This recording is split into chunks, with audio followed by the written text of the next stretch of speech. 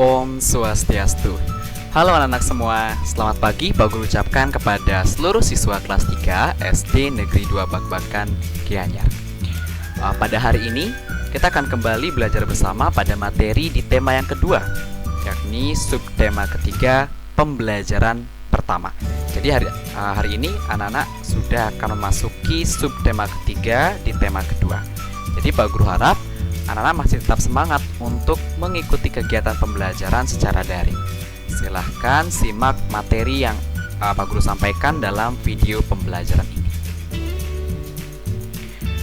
Nah, pada video pembelajaran ini, tepatnya di subtema 3, anak-anak akan mempelajari beberapa hal yang masih memiliki keterkaitan dengan tumbuhan anak-anak. Nah, untuk lebih jelasnya, silahkan simak video ini sampai tuntas ya. Kita harus saling menyayangi sesama manusia. Selain itu, kita juga harus menyayangi tumbuhan. Tumbuhan telah memberikan banyak manfaat kepada manusia. Perbuatan menyayangi tumbuhan merupakan salah satu bentuk syukur kita kepada Tuhan. Nah, jadi perbuatan menyayangi tumbuhan, baik itu menyiram, memberikan pupuk, dan merawat tumbuhan, itu merupakan contoh wujud syukur kita kepada Tuhan Yang Maha Esa. Nah, ini akan kita bahas dalam subtema yang ketiga, anak-anak. Nah, bagaimana cara menanam bunga melati? Pada pembelajaran sebelumnya, anak-anak sudah memahami, sudah mempelajari bahwa bunga melati merupakan puspa bangsa dari negara kita, Negara Kesatuan Republik Indonesia. Bagaimana cara menanam bunga melati? Nah, bacalah teks berikut dan nanti Pak Guru harapkan anak-anak akan memahami bagaimana cara untuk menanam bunga melati di rumah masing-masing. Siti sangat senang dengan bunga melati. Siti membeli bibit bunga melati. Dia ingin menanamnya di dalam pot. Siti belum tahu cara menanam bunga melati. Siti pergi ke perpustakaan sekolah. Di sana, dia menemukan buku yang dibutuhkan. Buku tentang cara menanam melati di dalam pot. Yang pertama, siapkan pecahan batu bata merah atau pecahan genting. Susun di dasar pot, nah seperti gambar. Yang kedua, campurkan pasir, tanah, dan pupuk kandang. Masing-masing dengan bagian yang sama. Isikan sepertiga bagian pot. Letakkan di atas lapisan pecahan batu merah atau genting, seperti yang ditunjukkan oleh gambar. Kemudian, yang ketiga, masukkan bibit melati ke dalam pot. Sisakan media lama yang masih menempel. Tujuannya agar tanaman dapat beradaptasi dengan media yang baru. Yang keempat, tambahkan campuran pasir, tanah, dan pupuk kandang. Jangan isi pot sampai penuh. Sisakan 2 cm dari bibir pot untuk memudahkan penyiraman. Kemudian, pastikan tanaman dapat berdiri dengan kokoh. Siram tanaman dengan air secukupnya. Dan yang terakhir, bersihkan bagian luar pot dari kotoran dan letakkan pot di tempat yang diinginkan. Jadi tempatnya harus yang pertama terdapat sinar matahari yang cukup. Jangan terlalu panas sehingga tanaman melati akan dapat tumbuh dengan baik. Jangan lupa disiram enak ya. Nah, itu adalah cara untuk menanam bunga melati. Kemudian Siti juga ingin tahu bagaimana cara merawat bunga mawar. Nah, untuk mengetahuinya, Siti mendatangi penjual bunga untuk bertanya tentang bagaimana cara perawatan bunga mawar. Jika kita ingin mengetahui perawatan suatu tanaman, kita harus bertanya kepada orang yang memahaminya. Nah, contohnya Siti, ia bertanya kepada ahli tanaman, ya, kepada penjual bunganya.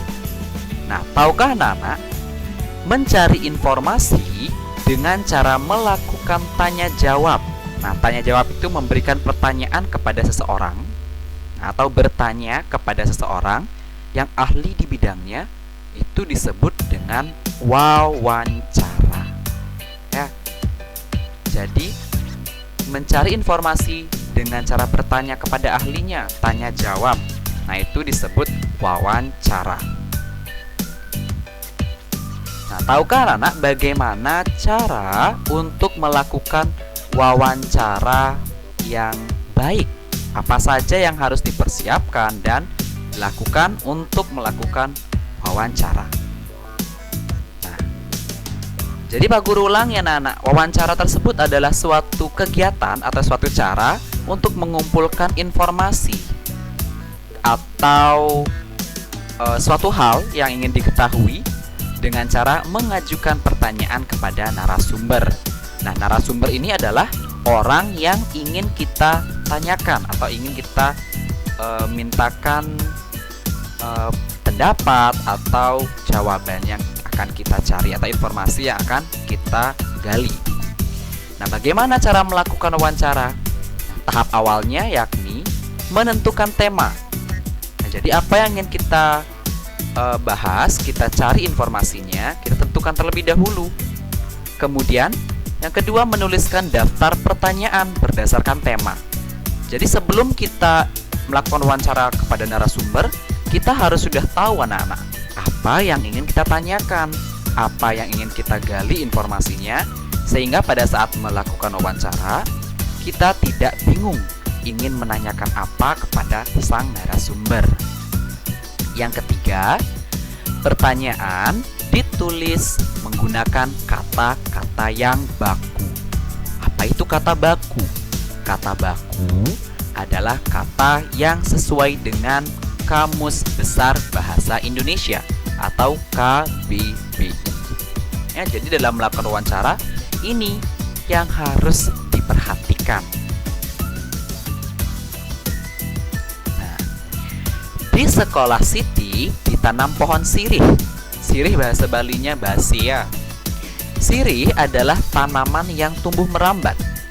Daunnya berbentuk jantung dengan ujung daun runcing. Panjang daun sirih sekitar 5-8 cm dan lebar 2-5 cm. Jika daunnya diremas akan mengeluarkan bau yang khas. Siti dan teman-temannya akan mengukur panjang pohon sirih. Sebelum mengukur pohon sirih, Siti dan teman-temannya belajar tentang garis bilangan. Nah, sekarang kita akan belajar tentang garis bilangan anak-anak. Jadi bilangan cacah, bilangan 0, 1, 2, 3, 4, 5, dan seterusnya itu dapat dituliskan dalam sebuah garis bilangan secara berurutan. Ingat ya, Pak Guru berikan tanda. Nah, berurutan dimulai dari 0, 1, 2, 3, 4, 5 dan seterusnya. Nah, perhatikan contoh. Nah, ini adalah contoh garis bilangan. Kebetulan ini garis bilangannya hanya sampai angka 10 ya. Nah, pada garis bilangan semakin ke kanan, maka nilai bilangan tersebut akan semakin besar. Contohnya 2 lebih besar dari 1, 3 lebih besar dari 2, nilainya ya yang Pak Guru sebutkan. Jadi semakin ke kanan nilainya semakin besar. Nah, mari kita menghitung tinggi daun sirih menggunakan garis bilangan ini anak-anak. Perhatikan penjelasan Pak Guru dengan seksama ya. Mula-mula tinggi pohon sirih mencapai 3 cm. Setelah 1 minggu, tinggi pohon sirih bertambah 4 cm. Berapa tinggi pohon sirih saat ini? Nah, ini kita menggunakan garis bilangan dengan operasi hitung penjumlahan anak-anak ya. Jadi yang kita bahas pertama adalah operasi hitung penjumlahan atau tambah menggunakan garis bilangan. Mula-mula pohon sirih mencapai 3 cm. Maka pertama kita selalu mulai dari angka 0. 3 cm berarti dari angka 0 kita ke kanan atau loncat sebanyak 3 angka. 1, 2, 3. Berhenti di angka 3. Nah, tulis seperti ini. Nah, ini garisnya Pak Guru kurang rapi.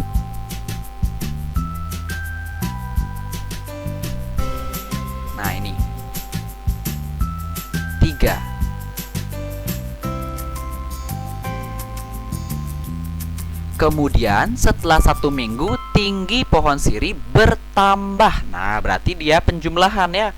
Bertambah 4 cm.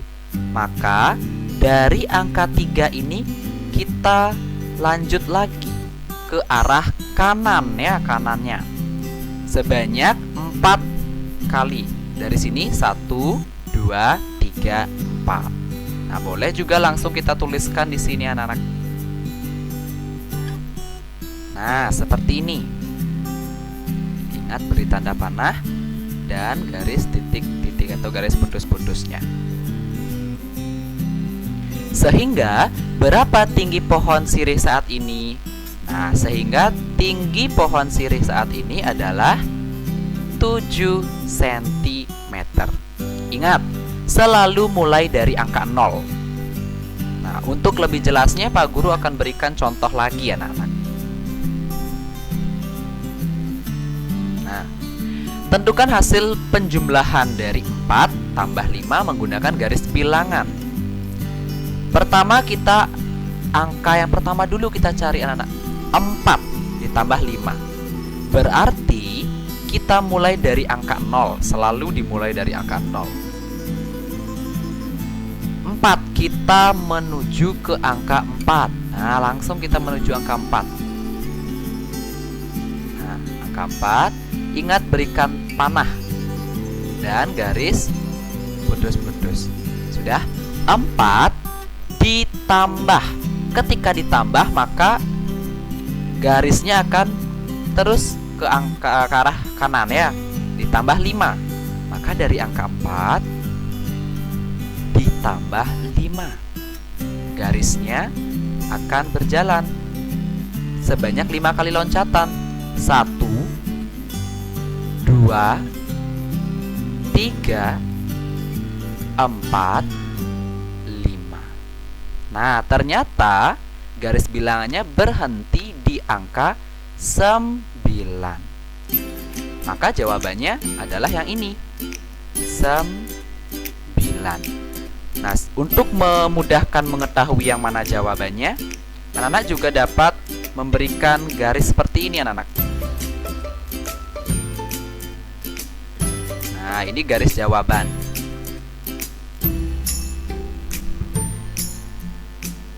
Nah, ini Pak Guru ganti dulu warnanya.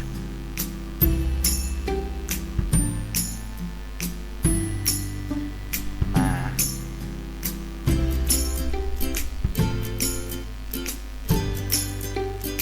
seperti ini. Jadi selesai untuk mengerjakan soal menggunakan garis bilangan. Yang pertama ini adalah angka 4. Ini garis bilangan yang menunjukkan angka 4. Yang ini menunjukkan ditambah 5. Artinya ditambah 5 kali loncatan. Nah, selain menggunakan bentuk garis bilangan yang seperti ini anak-anak, anak-anak juga bisa menggunakan garis bilangan yang seperti ini, yang lebih sederhana. 4 ditambah 5. Dari angka 0 kita mulai. 1, 2, 3, 4. Nah, kita tulis seperti ini saja. Nah, sudah. 4 ditambah 5. Maka dari angka 4 ini kita loncat ke kanan sebanyak 5 kali. 1, 2, 3, 4, 5. Nah, boleh juga dengan cara seperti ini. Nah, sehingga jawabannya adalah 9. Jadi anak-anak tinggal membuat garis jawaban saja.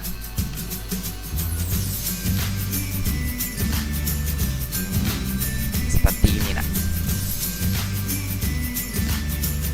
Seperti ini juga boleh, ya. Jadi boleh menggunakan bentuk yang seperti ini atau seperti ini. Yang penting anak-anak memahami bagaimana alur kerja menggunakan garis bilangan ini. Untuk lebih jelas lagi, Pak Guru akan berikan contoh lagi.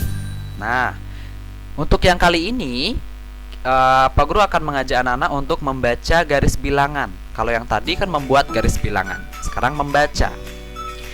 Perhatikan garis bilangan yang ini anak-anak.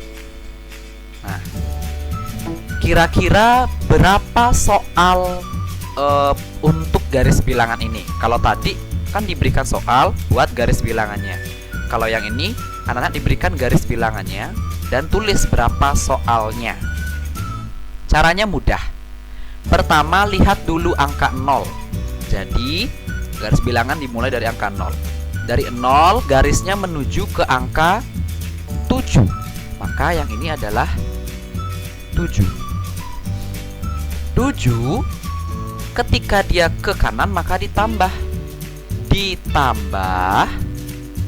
Kita hitung dari angka 7 ini. Dia loncat berapa kali? 1, 2. Maka di sini angka 2.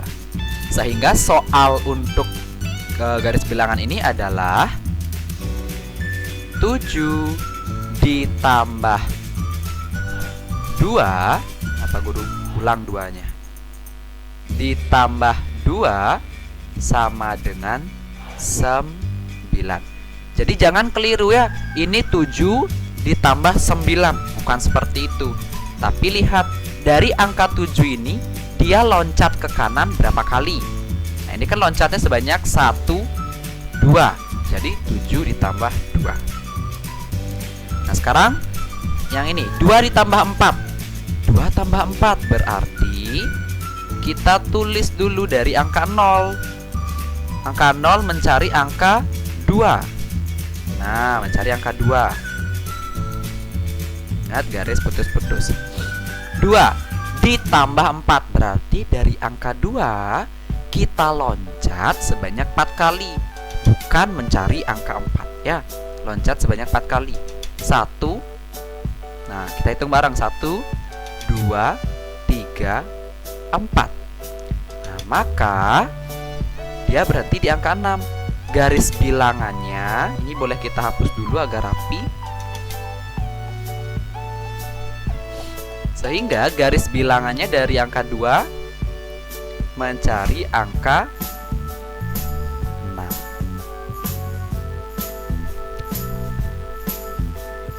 Sehingga jawabannya adalah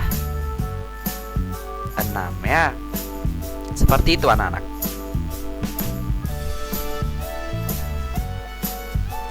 Jadi semoga anak-anak memahami. Tapi jika ada yang masih kurang jelas, langsung tanyakan ke Pak Guru ya. Hari ini Siti membantu ibu untuk merapikan lemari bajunya. Di lemari terdapat beberapa kain batik milik ibu. Siti memperhatikan motif yang ada pada kain batik.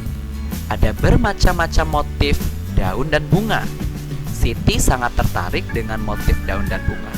Setelah membantu ibu, Siti menggambar hiasan dengan motif tumbuhan. Nah, ini adalah motif tumbuhan yang digambar oleh Siti. Indah bukan? Nah, kita akan mengingat kembali materi sebelumnya. Masih ingat dengan materi ragam hias? Ya, gambar dekoratif. Jadi, batik itu adalah suatu karya seni berupa kain yang dimiliki oleh setiap daerah. Jadi setiap daerah itu memiliki motif batik yang berbeda-beda anak-anak. Nah, motif batik tersebut termasuk ke dalam motif hias. Ya, termasuk juga ke dalam motif atau gambar dekoratif. Gambar atau hiasan yang memiliki unsur keindahan yang terdiri dari motif hewan, tumbuhan, manusia, ataupun abstrak. Ingat ya, gambar dekoratif itu adalah gambar yang difungsikan untuk hiasan. Nah, jadi dalam motif batik atau kain batik itu terdapat berbagai jenis ragam hias. Ada yang menggambarkan manusia, hewan, tumbuhan, maupun abstrak, yang semuanya itu memiliki nilai atau unsur keindahan anak-anak. Coba anak-anak amati kain atau kamen yang sering anak-anak gunakan untuk persembahyangan. Itu pasti juga memiliki motif ragam hias yang beraneka ragam. Sekian video pembelajaran hari ini. Terima kasih sudah menonton. Apabila ada hal yang ingin ditanyakan atau yang kurang jelas, dapat langsung tanyakan pada Pak Wahyu. Sekian, terima kasih. Om Santi, Santi, Santi Om.